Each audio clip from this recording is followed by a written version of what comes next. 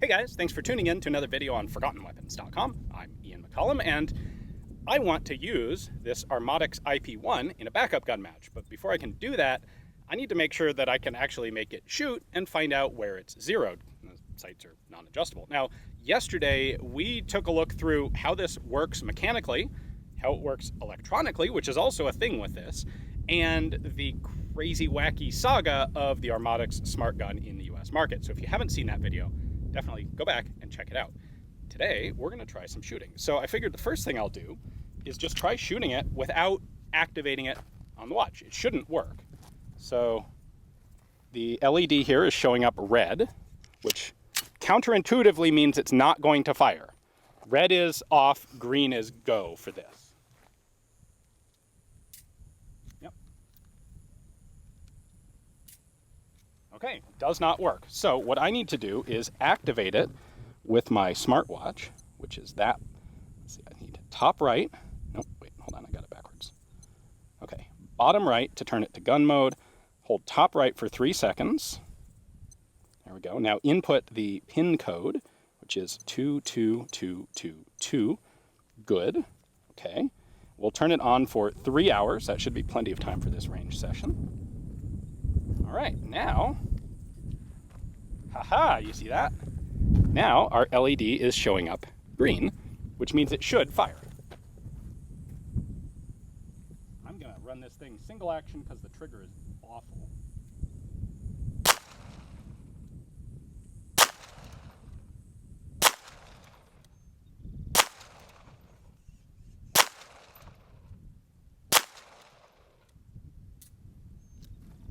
Okay. Oh, well, almost okay. Had a click there. It was a failure to fire.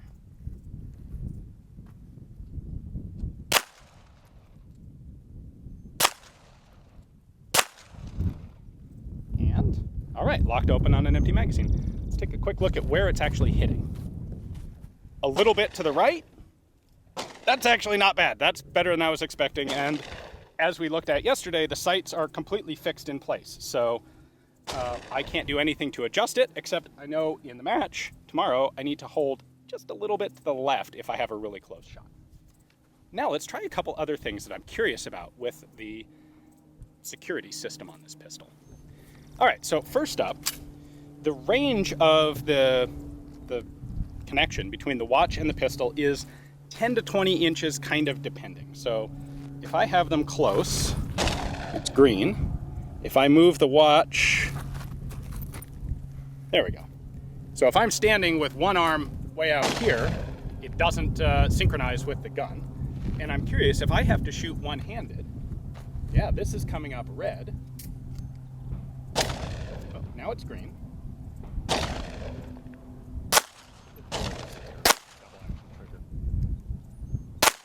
Okay, so it came up green there. Now it's red. Green, red, red, green. Green, but it fired. All right, so if I'm going to shoot this thing one-handed, I have to have my other hand, like, reading my watch. The one other thing that I'm curious about is it appears from my tinkering with it, there still is some ammo, if I authenticate it and I get the green, I can then move the watch way far away and I will get one shot. Oh, nope. So if it authenticates, as long as I hold the grip safety down, even if the watch goes away, it should continue to fire. I've got 2 rounds left, so I tell you what, all right, so green will now hand you the watch and move many, many feet away.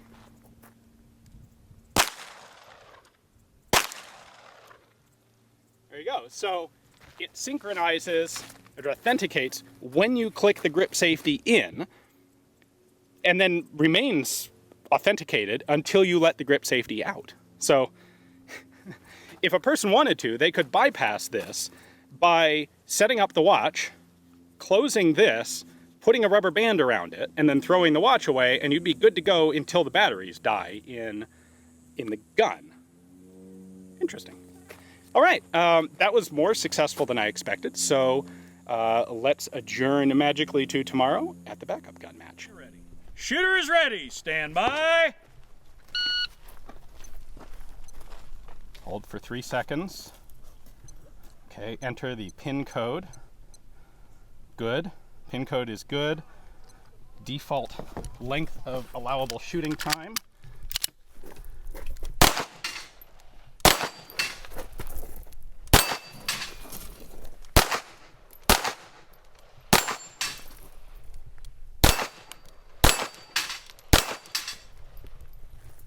Okay, if you're finished, unload, show me clear. Holy cow, I actually cleared it. Range is safe. Time is 28 seconds. Only half of which was spent getting the gun to work. Go ahead, load and make ready. All right, I gave the thing 3 hours, so the gun still works. Shows green. The gun is synced now for maybe. like 3 hours. Okay, give me a nod when you're ready. Shooter is ready. Stand by.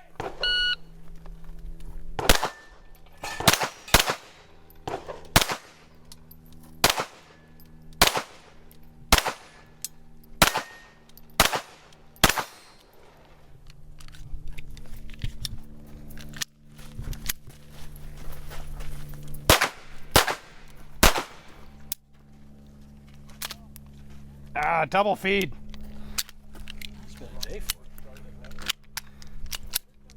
Time. Oh, that was over. Yeah. All right, Crap. unload, show me clear. Okay, I see clear. Slide. Ready. Shooter is ready. Stand by.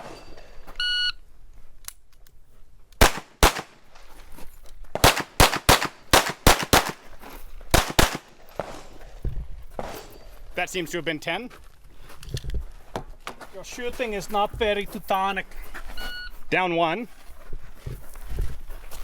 That one's clean because I got 3 hits. That one's actually clean because I got some decent hits. That one's the best of all. That's Just took you some time to warm up. blue.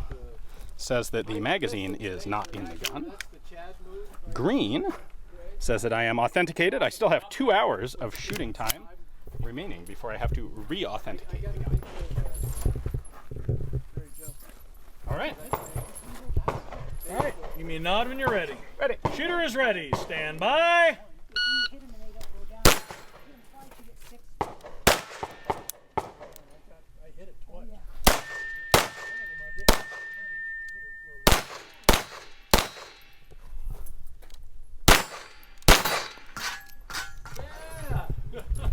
Okay, then. I think I got some hits on. I know I hit the small ones first, but hit the small. You hit that left one twice, okay. and then everything else 3. So yeah, go ahead. All right. Slide trigger. And All right, so this actually did better than I expected. I had a couple of weird malfunctions. I had a couple times where I would drop the hammer and the gun didn't fire, but it is double action, so I was able to work my way through the 25-pound double action trigger press and get a second shot off. I only had one actual, stage-ending malfunction. It's kind of interesting going through the whole authentication procedure on the clock.